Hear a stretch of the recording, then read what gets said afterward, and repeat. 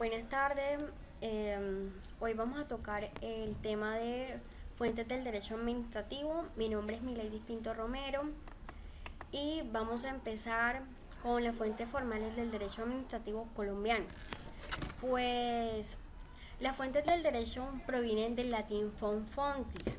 Las fuentes del derecho administrativo o socioestativo, que son aquellas que denotan de las fuentes formales y las fuentes reales, según Juliet Bonnecasse.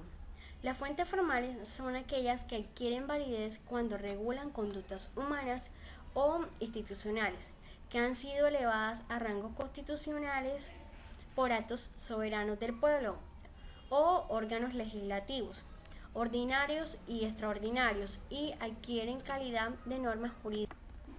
Existen unas primeras normas y unas segundas normas. Las primeras normas son aquellas normas constitucionales que hacen parte de los actos administrativos emitidos por el Congreso de la República y los jurídicos constituyentes adoptados por la Asamblea Nacional y los actos constituyentes adoptados por el pueblo. También las segundas normas son aquellas normas jurídicas expedidas por el legislador primario y se denominan leyes. Las normas jurídicas son producidas por el legislador ordinario, Congreso y el legislador extraordinario, es decir, el gobierno nacional. Se consideran fuentes no escritas como la jurisprudencia, la costumbre, los principios universales del derecho, porque no se limitan a la transcripción de la norma como tal, es decir, que no están escritas. Las fuentes reales, por su parte, son principios que constituyen el elemento medular o sustancial de las normas jurídicas. Son las vivencias reales, la conducta humana, los cambios sociales, la política y lo político-económico. También tocaremos las fuentes formales del derecho administrativo español, que nos habla de las fuentes primarias, que nos proporciona un derecho directamente aplicable. Estas son las leyes emitidas por el Parlamento y los órganos soberanos. También nos habla de los reglamentos emanados de la administración de la rama ejecutiva del poder público.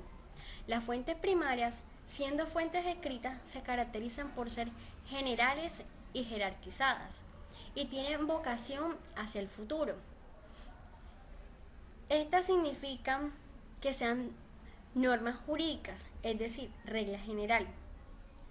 También nos habla de publicitadas, que vienen siendo que tienen que ser públicas mediante los mecanismos idóneos. También existen las fuentes complementarias, que son la costumbre, los principios generales y los tratados internacionales. Las fuentes aclaratorias son consideradas fuentes orientadoras del contenido normativo expreso en la norma. También nos habla de las fuentes del derecho administrativo según Entrenacuesta. Este la clasifica en dos: fuentes directas y fuentes indirectas o subsidiarias.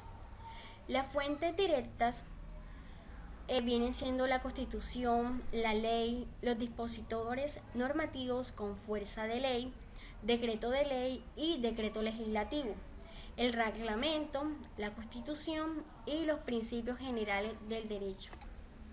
Ahora bien, hay que explicar una diferencia con el sistema colombiano con el derecho administrativo ibérico. Los diferencian por el reglamento, que son actos administrativos generales e impersonales, y se consideran fuentes directas principal del derecho administrativo. También nos habla de la costumbre. Tiene un reducido campo en la aplicabilidad, y las fuentes del derecho administrativo en el derecho, que son las fuentes escritas y se ubican dentro de aquellas normas jurídicas que hacen parte del derecho originario, la Constitución y las normas constitucionales. Entre estas encontramos las fuentes no escritas, son las que van más allá de la norma jurídica, también llamadas fuentes accesorias, auxiliares o complementarias del. También nos habla de las normas jurídicas constitucionales.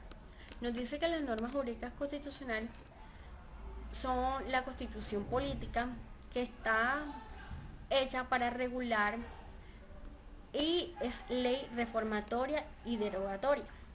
También nos habla de los actos legislativos como actos jurídicos del Congreso de la República, los actos legislativos que constituyen los medios idóneos para reformar la Constitución política, las leyes del Congreso de la República y la doctrina, que es una fuente no escrita, pero tiene por objeto hacer hablar a las normas jurídicas. También está la analogía, que es la aplicación de la ley a formas no contempladas en aspectos jurídicos irrelevantes, es decir, aquellos que explican y fundamentan su argumentación en la norma como tal.